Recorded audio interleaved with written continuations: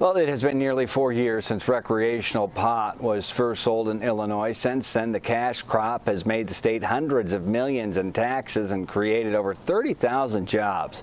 But our traditional definition of marijuana has changed over the years. There is now CBD, CBN, THC offshoots. These are compounds. These are types. Then there's Delta 8 and Delta 9, both of which are promoted as milder highs that's close to the real thing. But Delta 8 and Delta 9 are unregulated, meaning, in essence, I mean, no one really knows what you're getting. And one alderman is going to try to change that. Joining us now is that very city councilman, Alderman Brian Hopkins, now one of the senior statesmen, I would say, at city council, considering the turnover there, an advocate for those in his second ward. Alderman Hopkins, thank you for your time and joining us on the stream to talk about this. Yeah, thanks, Brad. It's an important issue. You say we're in the midst of a public health crisis, thanks to what you called unregulated pot shops selling Delta 8 and Delta 9, this is a form of THC. Explain that. Yeah, it absolutely is a crisis. That's how it came to my attention. I happen to have two emergency departments in my ward, Lurie Children's and Northwestern. And the doctors and nurses there have both reported to me a very disturbing increase in the number of children, young teenagers who are reporting to their emergency department with cannabis toxicity and psychosomatic symptoms where they're actually having mild hallucinations.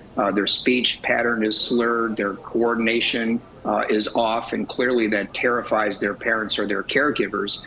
They rush them to the emergency department where it's determined that they've ingested a large amount of Delta 8 edibles. These are the unregulated products that are not sold at the licensed dispensaries, but they are sold with increasing frequency at convenience stores and other storefront locations that are operating just on the other side of the law.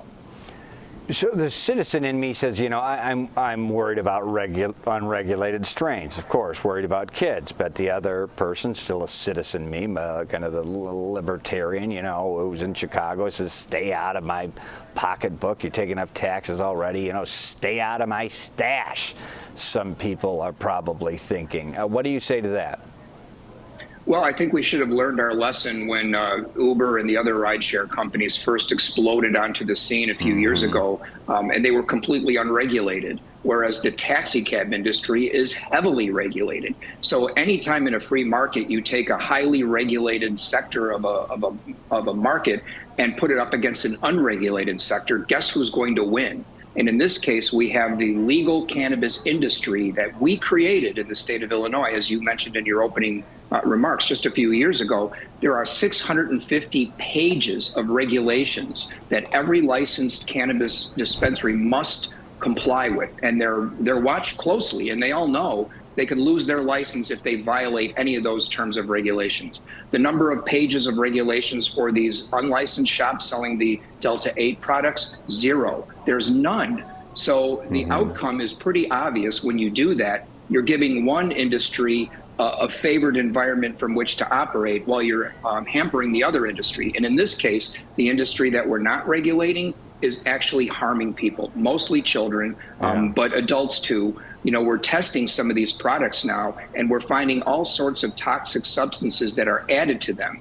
You mentioned Delta 8 as a milder version of marijuana. It is actually not supposed to have any intoxicating properties. That's why the federal government inadvertently legalized it. It's not supposed to get you high. So in order for them to sell it and attract a marketplace, they have to put enhancements in it to help you get that high feeling. And those enhancements, in many cases, are toxic compounds. Yeah, and you say you basically have empirical data. You've heard from the emergency doctors who hear from these children who are having hallucinations, and they say they thought they were taking Delta 8, Delta 9. Of course, to me, these are terms I'm not familiar with. I'm a lay person when it comes to the weed game. One question, though, you recently shot down a new pot shop in your ward. Not that you don't have plenty.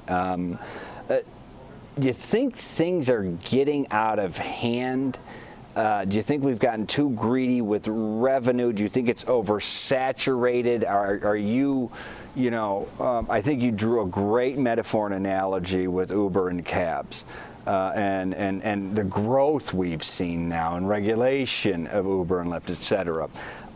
Where do things stand now? Where's your stance, Brian Hopkins, on the pot game, if you will? I was a longtime proponent of decriminalization for cannabis and marijuana, as most people are, especially, you grow up in a certain generation and it's common, and people shouldn't go to jail for having a couple of joints in their pocket.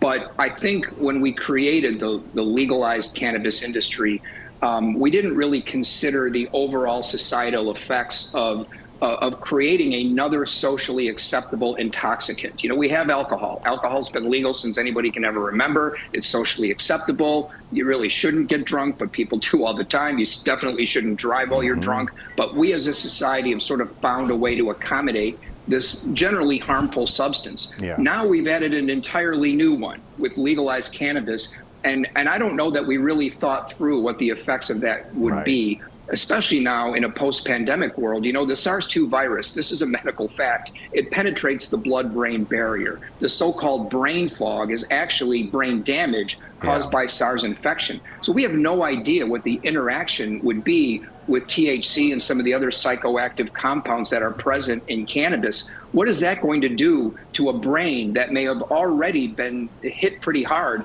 by multiple SARS-2 infections? This is a social and medical experiment that we're engaging in, and it may not end well. Right. It's an experiment in real time and real people, let alone, like you brought up with alcohol, we know when someone's driving and they've been drinking. Got no idea if someone, popped a gummy, drove and did something bad. A lot of great questions to be raised.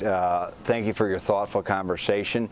Will be interesting to see what happens in City Council. Alderman Brian Hopkins, a voice for the 2nd Ward. Thank you for joining us. Thank you, Brad.